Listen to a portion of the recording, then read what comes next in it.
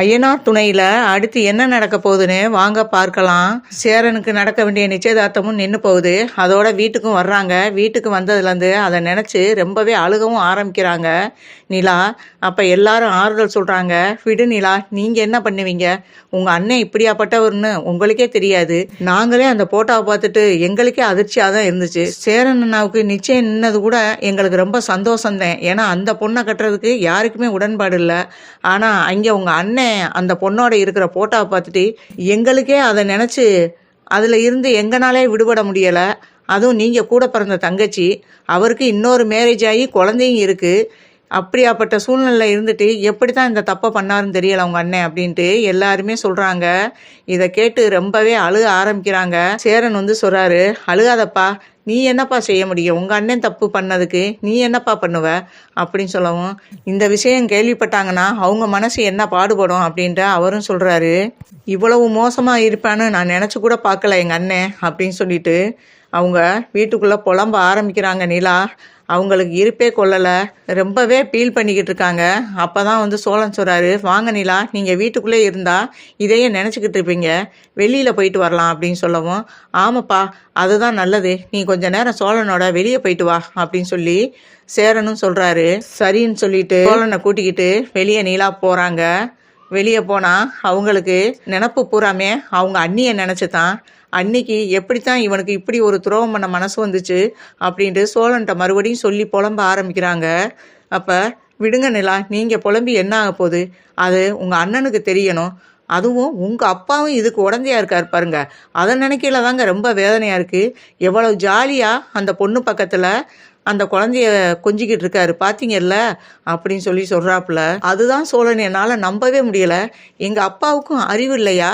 எங்கள் அப்பா அம்மாவை நம்பி தானே எங்கள் அண்ணியை அவங்க வீட்டில் இவங்ககிட்ட ஒப்படைச்சிருக்காங்க. அப்படி இருக்கையில் இவர் மகனை கண்டிக்காமல் மகனுக்கு சப்போர்ட் பண்ணி தான் பையனுக்கு கல்யாணம் ஆகி ஒரு குழந்தை இருக்குன்னு தெரிஞ்சோம் இதுக்கு எப்படி சப்போர்ட் பண்ணாருன்னு தெரியலை. ஆனால் இந்த விஷயம் அம்மாவுக்கு தெரியாதுன்னு தான் நினைக்கிறேன் அப்படின்னு சொல்லி சொல்கிறாங்க.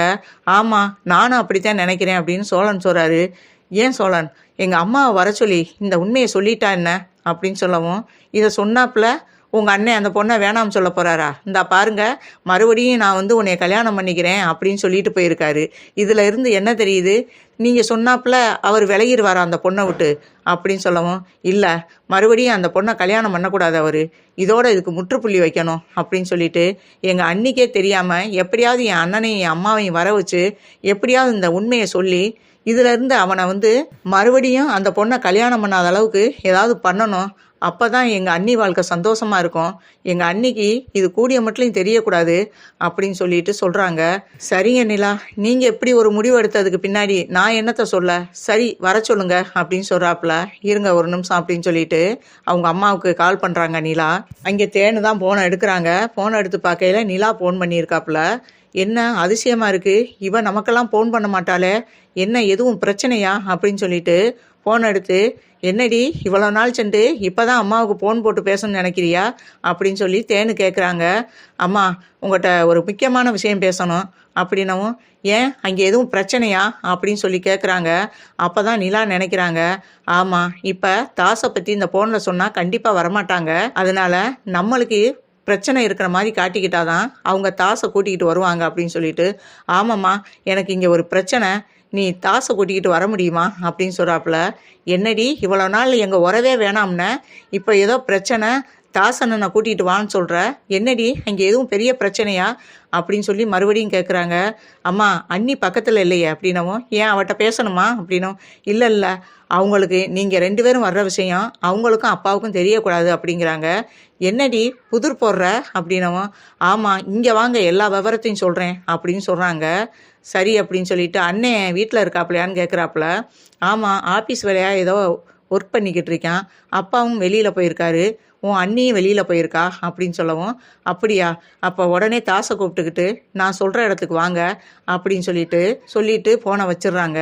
இங்கே தேனு தாசிட்ட விஷயத்த சொல்ல, என்னவா உன் மகளுக்கு என்ன பிரச்சனை, நம்மளையெல்லாம் கூப்பிட மாட்டாளே அப்படின்னும், ஏதோ பெரிய பிரச்சனையில் மாட்டியிருப்பா போல தெரியுதுடா, அப்பாட்டையும் சொல்ல வேணாம் அண்ணிட்டையும் சொல்ல வேணாம், உடனே அண்ணனை கூட்டிகிட்டு வான்னு சொல்லியிருக்காடா, வாடா போகலாம் அப்படின்னவும் சரின்ட்டு காரை எடுத்து கிளம்பி போகிறாங்க தாசும் தேனும். நிலா சொன்ன காப்பி ஷாப்புக்கு வர்றாங்க. வந்ததும் சோழனோட பார்த்ததும் என்ன பிரச்சனைன்னு சொன்னா இப்போ சோழனோட நிற்கிறா அப்படின்னு 2 பேருமே பார்த்து ஷாக்காகுறாங்க.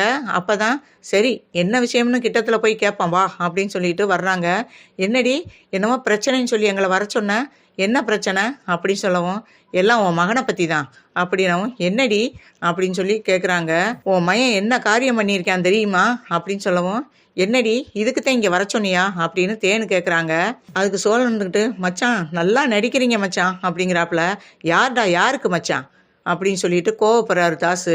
கோவப்படாதீங்க மச்சான், உங்கள் தங்கச்சி சொல்கிறத கொஞ்சம் கேளுங்க பொறுமையா அப்படின்னு சொல்லவும், உடனே நிலா தாசை பார்த்து கேட்குறாங்க, எதுக்கு அவர்கிட்ட கோவப்படுறதுக்கு உனக்கு என்ன தகுதி இருக்குது அப்படின்னு கேட்குறாப்புல. என்னடி நிலா என்ன வாய் ஓவராக பேசிக்கிட்டு இருக்க, எங்களை வர சொல்லியே அசிங்கப்படுத்துறதுக்காக தான் எங்களை இங்கே வர சொன்னியா அப்படின்னு கேட்குறாங்க. தேனு, இங்கே பாருமா, அசிங்கப்பட்டது நான் தான் அப்படிங்கிறாப்புல. என்னடி அசிங்கப்பட்டுட்ட அப்படின்னவும், ஆமாம் உன் மகன் செஞ்ச காரியத்தினால அசிங்கப்படாமல் அப்படின்னு சொல்லிட்டு, இங்கே பாரு உன் மகனும் உன் புருஷனும் சேர்ந்து என்ன வேலை பண்ணி வச்சிருக்காங்கன்னு பாரு அப்படின்னு சொல்லிட்டு அந்த போட்டோவை எடுத்து காமிக்கிறாங்க. அதில் தாசு ஒரு பொண்ணோட குழந்தையோட நிற்கிறாப்புல, பக்கத்தில் மனோகரும் இருக்காப்புல. இதை பார்த்து ரொம்பவே தேனு ஷாக் ஆகுறாங்க. என்னடா என்ன இவ ஏதோ ஓம் போட்டாவை காட்டுறா, பக்கத்தில் வேற ஒரு பொண்ணோட குழந்தையோட நிற்கிற, உங்கள் அப்பா வேற நிற்கிறாரு அப்படின்னு சொல்லி ஷாக்காகி கேட்குறாங்க. தேனு அவருக்கு உண்மை தெரிஞ்சு போச்சேன்ட்டு பேசவே முடியலை அவர்னால. இப்போ சொல்லுடா அப்படின்னு சொல்லி கேட்குறாங்க. தயவு செய்து இந்த விஷயத்த அண்ணிட்ட சொல்லிடாத அப்படின்னு சொல்லவும், தேனுக்கு உயிரே இல்லை. என்னடா அப்போ இந்த பொண்ணை நீ கல்யாணம் பண்ணி ஒரு குழந்தை இருக்கா உனக்கு அப்படின்னு சொல்லி கேட்குறாங்க. ஆமாம்மா, அப்பாவுக்கும் இந்த விஷயம் தெரியும் அப்படின்னு சொல்லவும், இதை கேட்டு ரொம்பவே ஷாக் ஆகுறாங்க. டேய் இந்த விஷயம்லாம் கேள்விப்பட்டா மதி தாங்குவாளாடா அப்படின்னு சொல்லி அழுக ஆரம்பிக்கிறாங்க. தேனு நிலா கேட்குறாங்க, இப்போ அழுது என்ன பிரயோஜனம், ஆம்பளை பிள்ளைன்னு ரொம்ப செல்லம் கொடுத்து ஓவராக வளர்த்திங்கல்ல, ஒய்ஃபுக்கே தெரியாமல் இன்னொரு பக்கமும் ஒரு பொண்ணோட வாழ்ந்து அவங்களுக்கும் ஒரு குழந்தைய கொடுத்துட்டு இவனும் இங்கே சந்தோஷமாக வாழ்ந்துக்கிட்டு இருக்கான், இது உன் மருமகளுக்கு தெரிஞ்சால் என்ன ஆகும் நினச்சிப்பாரு அப்படின்னு சொல்லி சொல்கிறாங்க. ஐயோ என் தலையில் இடியை தூக்கி போட்டியடா அப்படின்னு சொல்லிட்டு தலையை பிடிச்சிட்டு மறுபடியும் அழுக ஆரம்பிக்கிறாங்க. தேனு, ஏமா நான் வீட்டை விட்டு வந்ததும் என் மானம் போச்சு மரியாதை போச்சு, எங்கள் பேரையே கெடுத்துட்டு போயிட்டேடின்னு எப்படியெல்லாம் பேசுனீங்க, ஆனால் நீங்கள் எனக்கு பிடிக்காத வாழ்க்கையை தேர்ந்தெடுக்கவும் அதில் இருந்து என்னை காப்பாற்றுறதுக்காக சோழன் என்னைய கல்யாணம் பண்ணிக்கிட்டாரு.